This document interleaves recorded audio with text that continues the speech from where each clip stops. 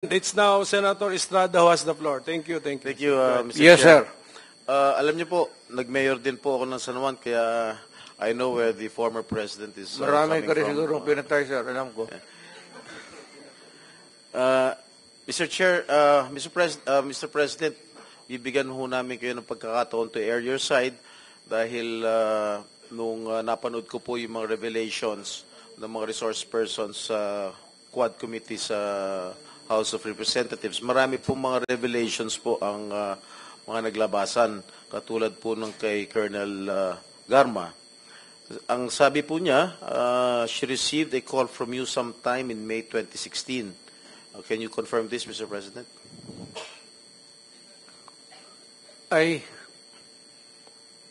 hindi ako tumatawag ng pulis. Bahay? Yung sabi niya doon sa bahay? Hindi ko pinapupunta ng... Before you assumed the presidency, you were still president-elect at the time. Sabi niya May 2016. So I presume you were still president-elect, Mr. President. I do not remember Calling her. calling her. And for what? Yung presidente ako, nandyan na yung lahat nasa akin na ang... Ang sabi po kasi niya dun sa kanyang revelation dun sa Quad Committee, nagpapahanap din po kayo ng isang police officer na miyembro ng INC. Tama po ba ito? Yun po ang sinabi ni Colonel Garma ron sa Quadcom, sa House of Representatives, yun ang Pangulo. I hate to say this, but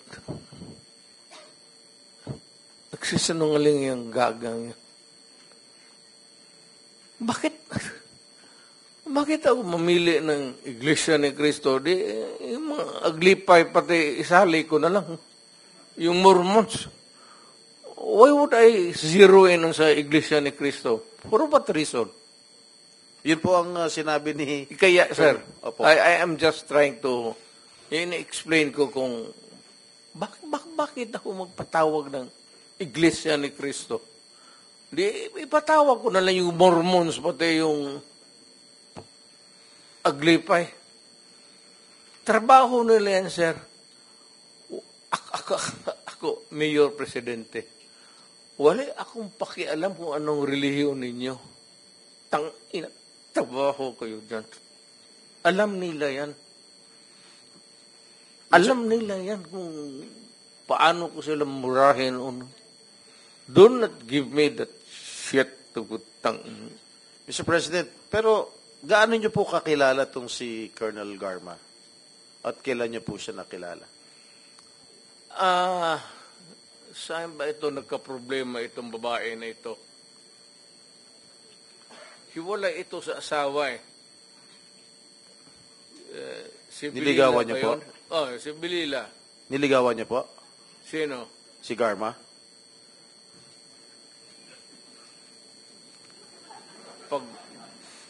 Kung wala na siguro akong ibang makita, sir. Hindi, sir. Ganito naman. Hindi ko naman inaano. But, alam mo kasi, pag tao ko, alam nila yan. Parang close mo talaga. Kasi, ganun ako magtrato dito sa pulis eh. Ito sila, sir. Mabutit nandito kasi puro dumaan ito sila sa akin. Ganon talaga ako Pero bakit ho siya nagsasalita ng nagbibigay po ng revelation doon sa Quadcom na sinasabi niyo hindi po totoo na tinawagan niyo po siya noong May of 2016 at nagpapahanap po kayo ng isang police officer na miyembro ng INC? Hanggang ngayon, sir, it's a mystery. Bakit ko siya tatawagan at bakit ko sabihin sa kanya maghanap ng Iglesia ni Cristo na marami namang pulis sa Davao na membro ng Iglesia ni Cristo?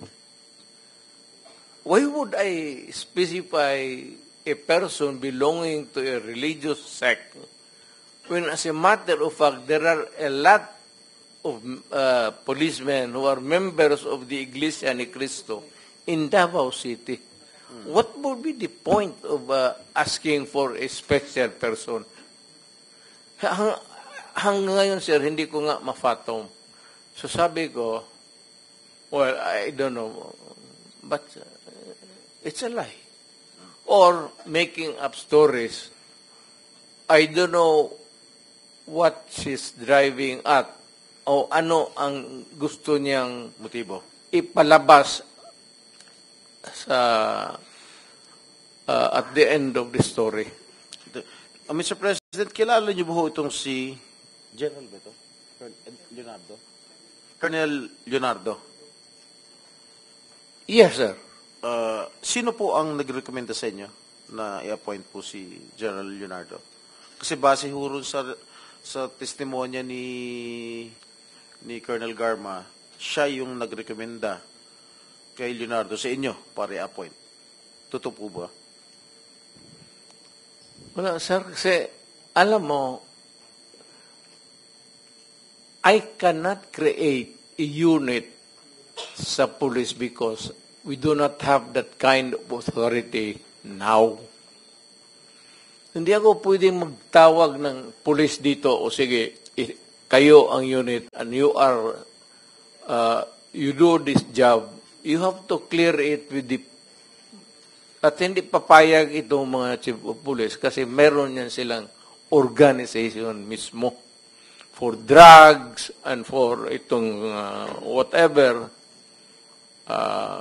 mga specialized narcotics, tapos itong mga smuggling,